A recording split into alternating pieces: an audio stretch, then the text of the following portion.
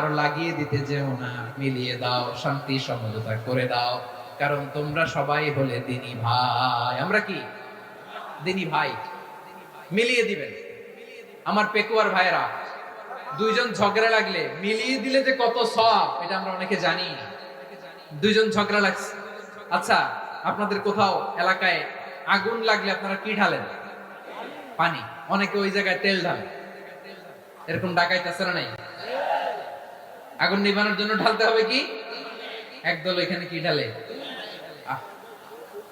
আল্লাহ তাআলা এরকম মাইন্ডসেটের মানসিকতার হওয়া থেকে আমাদেরকে তুমি বাঁচাও। ঝগড়া লাগলে মিলিয়ে দিবেন। কি করবেন?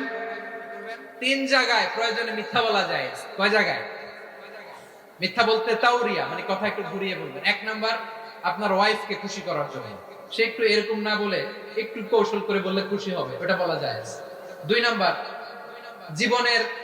জীবন মরণের ব্যাপার, জান বাঁচানোর জন্য একটু কৌশল করে ঘুরিয়ে বললেন, এটা জায়েজ। 3 নাম্বার, দুইজন ঝগড়া লাগছে, তাদেরকে মিলিয়ে দেওয়ার জন্য কৌশল করে একটু মিথ্যা বলা, ঘুরিয়ে বলা জায়েজ। দুইজনের মধ্যে দেখলেন যে সম্পর্ক খারাপ, তো একজনকে বললেন, ভাই সে তো ওই দিন আপনার ব্যাপারে অনেক প্রশংসা। কি আমার ব্যাপারে প্রশংসা? তার সাথে তো আমার মারাত্মক সম্পর্ক। কি বললো? এই বললো আপনি নাকি এই করছেন ওই করছেন, অনেক প্রশংসা।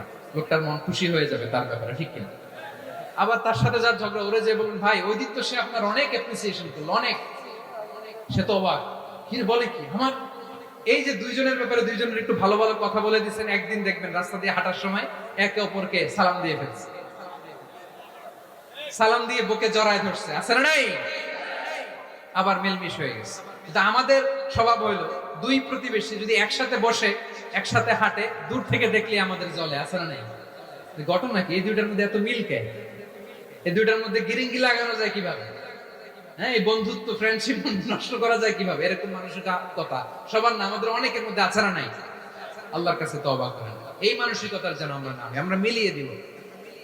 কানগুলো খরগোশের কানের মতো খাড়া করে শুনুন পেকুয়ার ভাইরা। বিশ্বনবী বলেন, আলা উখবিরুকুম বিআফদাল দারাজা, আলা উখবিরুকুম বিআফদাল মিন দারাজাতিস সিয়ামি ওয়াস সালাতি ওয়াস সাদাকা।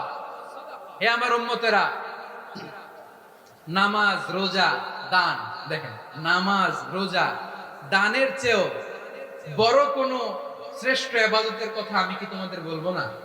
সাহাবারা তো অবাক, বলে কি নামাজের চেয়ে বড় ইবাদত, রোজার চেয়ে বড়, দান করার চেয়ে বড় ইবাদত? সাহাবীরা বললেন, বালা ইয়া রাসূলুল্লাহ। নবী বলেন, বিশ্বনবী বললেন, নামাজের চেয়েও বড়, রোজার চেয়েও বড়, যাকাতের চেয়েও বড়, সাদাকার চেয়েও বড় একটা ইবাদত আছে, আমি কি তোমাদের বলবো না? সাহাবারা বললেন, ইয়া রাসূলুল্লাহ, বালা, অবশ্যই বলবেন, সেটা কি?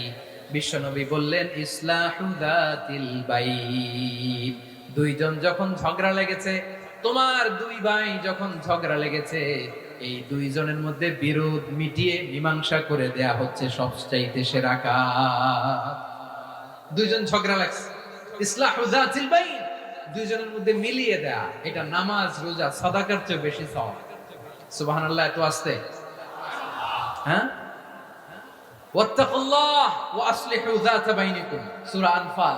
আল্লাহ বলেন, আল্লাহরে ভয় করো, ঝগড়া লাগলে মজা নিও না। ওয়াত্তাকুল্লাহ, আল্লাহরে ভয় করো, ফাসলিহু যাতা বাইনিকুম, মিলিয়ে দিও। তাহলে আমরা মিলায়ে দিব। রাজি আছেন তো?